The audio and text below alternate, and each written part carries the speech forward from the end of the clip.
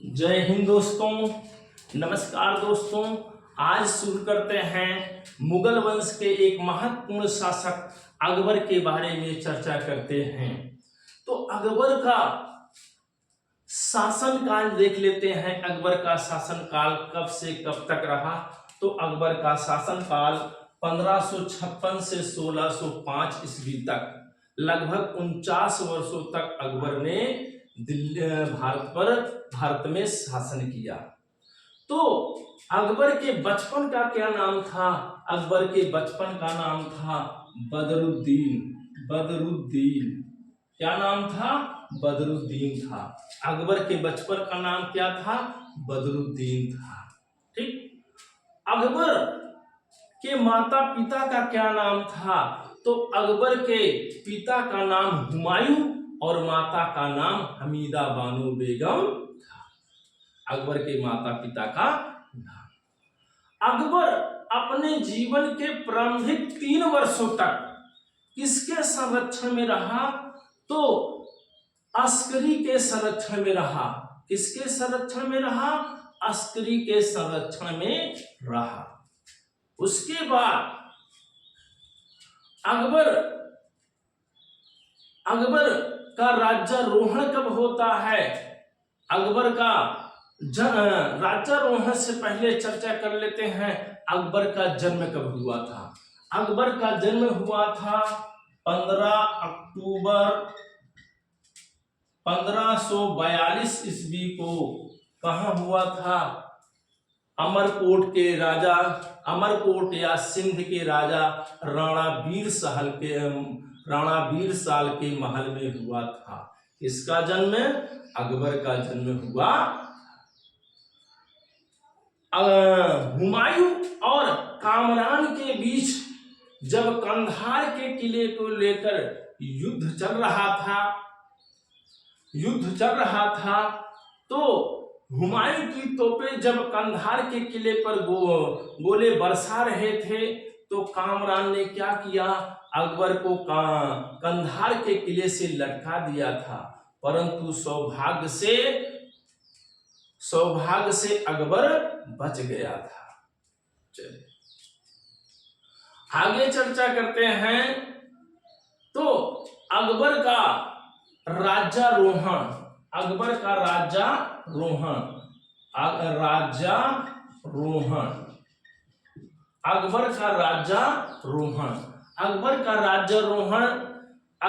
राज्यारोहण हुआ था 14 फरवरी।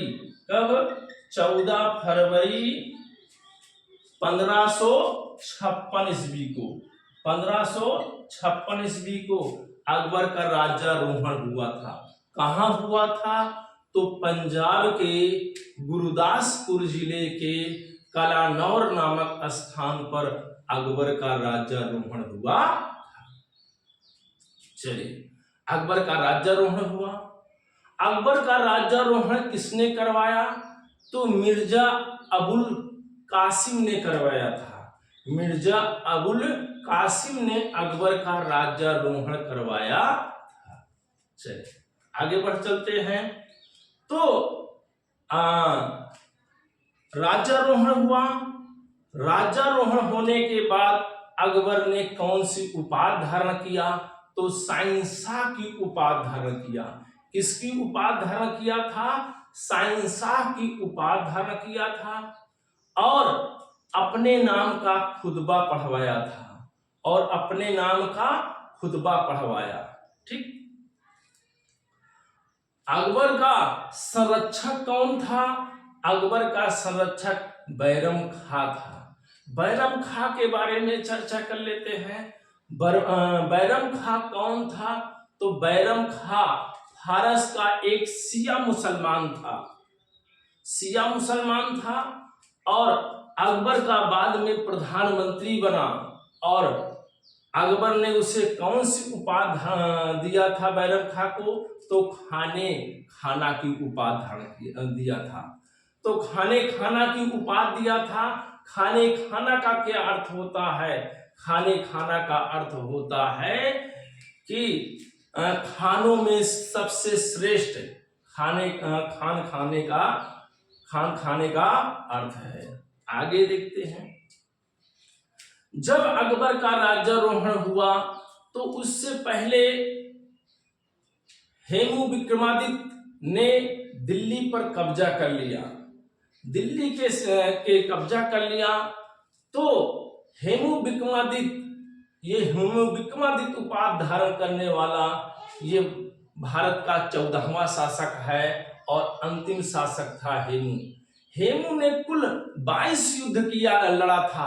22 युद्ध में उसने एक भी युद्ध हारा नहीं था। और अकबर के संरक्षक बैरम खां और हेमू के बीच में पानीपत का द्वितीय युद्ध होता है। किसका युद्ध होता है? पानीपत का द्वितीय युद्ध। पानीपत का द्वितीय युद्ध कब हुआ? 5 नवंबर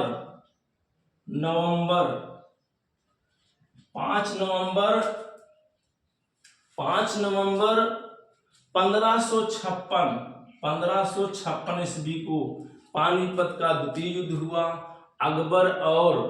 अकबर का संरक्षक बैरम खां और हेमू विक्रमादित्य के बीच युद्ध हुआ।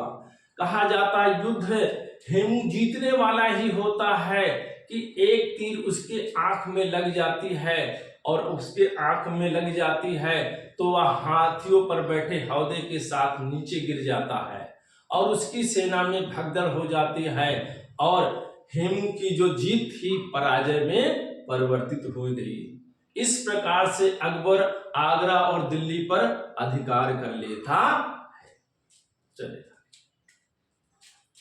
चलिए आगे देखते हैं।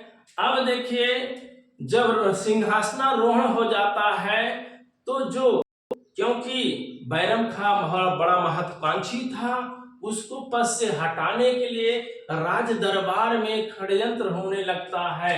अकबर के कान भरे जाने लगते हैं और क्या होता है, अकबर और बैरम खां के बीच दिलवाड़ा का युद्ध होता है। कौन सा युद्ध होता है? दिलवाड़ा का युद्ध होता है। कब होता है? 1559 में। 1559 ईस्वी में। 1559 में दिलवाड़ा के युद्ध में अकबर की जीत हो जाती है, बैरम खां की हार हो जाती है और बैरम खां को कहां भेज दिया जाता है? तो मक्का की यात्रा पर भेज दिया जाता है। जब मक्का की यात्रा पर भेज दिया जाता है तो गुजरात पाटन नामक स्थान पर मुबारक खां नामक युवक ने बैरम खां की हत्या कर दिया। क्यों हत्या कर दिया? क्योंकि बैरम खां ने मुबारक खां के पिता को मच्छीवाड़ा के युद्ध में 1555 ईस्वी में उसके पिता की हत्या कर दिया था, इसलिए उसने बैरम खां की हत्या कर दिया। इस प्रकार से बैरम खां का समापन हो जाता है। जब बैरम खां की मृत्यु हो जाती है तो अकबर बैरम खां की विधवा पत्नी सलीमा बेगम से निकाह व विवाह कर लेता है और उसके पुत्र को मुगल दरबार में उच्च पद प्रदान किया जाता है। कौन पद प्रदान किया जाता है? तो खान खाना की उपाधि प्रदान की जाती है बैरम खां को। चले आगे देखते हैं। आगे होता है अकबर का राजनीतिक अभियान। अकबर का राजनीतिक अभियान। अकबर का राजनीतिक अभियान क्या होता है? अकबर पहला राजनीतिक अभियान कहाँ करता है? तो मालवा पे करता है। पहला अभियान कहाँ करता है? मालवा पर। कब करता है? 1561 ईस्वी में। 1561 ईस्वी में आक्रमण करता है। 1561 ईस्वी में मालवा पर आक्रमण करता है। वहां का शासक होता है बाज बहादुर। बाज बहादुर को पराजित करता है और उसकी पत्नी अपनी सतीत्व की रक्षा के लिए, यानी रूपमती, उनकी पत्नी का नाम क्या होता है? रूपमती। अपनी सतीत्व की रक्षा के लिए खाकर आत्महत्या कर लेती है। इस प्रकार से बाज बहादुर और रूपमती की समाधि कहाँ स्थित है? तो बाज बहादुर रूपमती की समाधि उज्जैन मध्य प्रदेश में स्थित है। और 1561 में कहाँ आक्रमण किया? तो अकबर ने 1561 में चुनार के किले को विजित किया। किस किले को विजित किया? चुनार के किले को विजित किया 1561 ईस्वी में। ठीक। अकबर ने 1562 ईस्वी में अकबर ने कहां पर आक्रमण किया? तो 1562 ईस्वी में अकबर ने वैवाहिक संबंध स्थापित करके राजपूताना राज्य को दिल्ली साम्राज्य में मिला लिया था। यानी अकबर 1562 ईस्वी में कहां जा रहा था? क्योंकि अकबर के कोई पुत्र रत्न नहीं प्राप्त हो रहा था, तो विद्वानों और ज्योतिषियों ने बताया कि आप ख्वाजा मोइनुद्दीन चिश्ती की दरगाह पर जियारत या दर्शन कर लें, तो हो सकता है आपके पुत्र रत्न प्राप्त हो जाए। तो अकबर नंगे पैर से ख्वाजा मोइनुद्दीन चिश्ती की दरगाह पर यात्रा के लिए जा रहा था। तो राजपूताना राज्य के अधीन आमेर के राजा भारमल या बिहारीमल उससे मिलकर अपनी पुत्री का विवाह का प्रस्ताव किया था। इस प्रकार से अकबर ने भारमल की पुत्री से विवाह करके अपने राज्य का विस्तार किया था। कब? 1562 ईस्वी में। 1564 ईस्वी में अकबर ने कहां पर आक्रमण किया? तो गोंडवाना के गढ़कटंगा राज्य पर आक्रमण किया था। गढ़कटंगा राज्य की राजधानी जबलपुर के निकट चौरा नामक स्थान उसकी राजधानी थी। कौन राजधानी? चौरा थी। और वहां की शासिका कौन थी? तो बुंदेलखंड के रानी होती हैं दुर्गावती, और दुर्गावती जो वहां की शासिका होती हैं, अकबर गढ़कटंगा को जीत लेता है। बाद में क्या करता है? अकबर संग्राम शाह के पुत्र, छोटे पुत्र चंद्र शाह को उनका राज्य वापस कर देता है, गढ़कटंगा राज्य को। वहां की रानी कौन होती हैं? दुर्गावती होती हैं। और उनका जो संरक्षक होता है, वयस्क पुत्र होता है, वो होता है वीर नारायण। वीर नारायण की संरक्षिका कौन होती हैं? तो दुर्गावती होती हैं। ठीक, क्लियर है। आगे बढ़ते हैं। तो 1564 के बाद अकबर कहां पर आक्रमण करता है? 1567 ईस्वी में। 1567 ईस्वी में अकबर कहां पर आक्रमण करता है? तो मेवाड़ पर आक्रमण करता है। कहां पर आक्रमण करता है? मेवाड़ की राजधानी कौन थी? चित्तौड़गढ़। चित्तौड़गढ़ को मध्य राजस्थान का प्रवेश द्वार कहा जाता है। चित्तौड़गढ़ को मध्य राजस्थान का प्रवेश द्वार कहा जाता है। तो मेवाड़ पर आक्रमण करता है अकबर। यहाँ पर अकबर कत्लेआम करता है, बहुत लोगों की हत्याएं कर देता है। और अकबर का यह अभियान उसका एक कलंक भी माना जाता है, क्योंकि निर्दोष लोगों को अकबर ने कत्लेआम का आदेश दे दिया था। ठीक, उसके बाद और यहाँ का राजा होता है उदय सिंह, जो सामंतों की सलाह लेकर के युद्ध न करके जंगलों में छिप जाता है, और चित्तौड़गढ़ का किले का भार जयमल और फत्ता को सौंपकर जंगल में छिप जाता है। जयमल और फत्ता बहुत बहादुरी से अकबर की सेनाओं अकबर का मुकाबला करते हैं, परंतु अंत में हार जाते हैं। और अकबर क्या करता है? जयमल और फत्ता के मूर्ति को कहां पर लगवाया? आगरा के किले के मुख्य द्वार पर जयमल और फत्ता के हाथियों पे सवार मूर्ति को स्थापित करवाया था। बहादुरी से बहुत प्रेरित हुआ था अकबर। अकबर का अगला अभियान था 1572-73।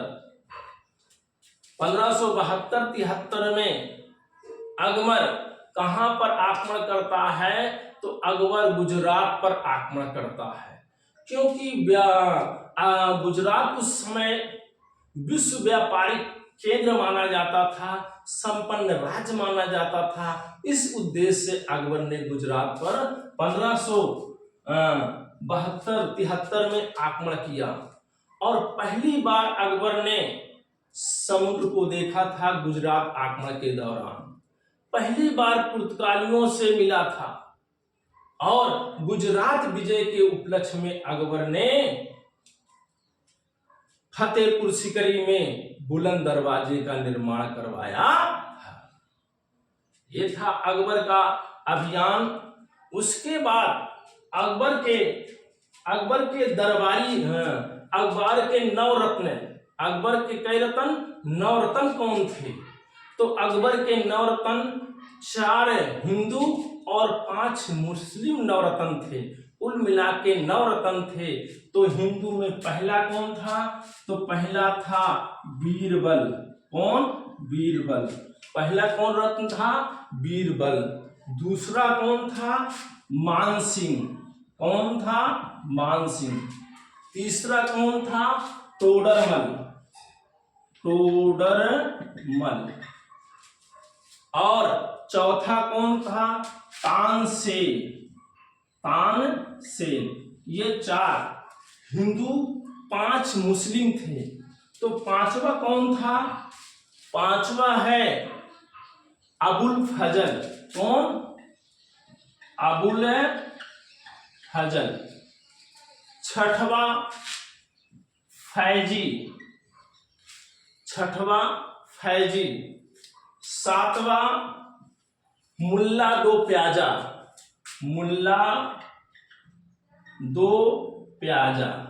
ये प्याज खाने के बड़े शौकीन थे, इसलिए इन्हें मुल्ला दो प्याजा कहा जाता है। 7 हो गए। 8वां हो गया मुल्ला दो प्याजा।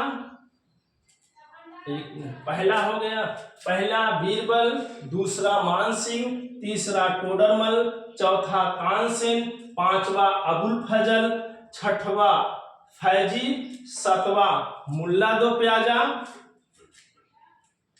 उसके बाद हमीम हुमाम। 8वां हमीम हुमाम।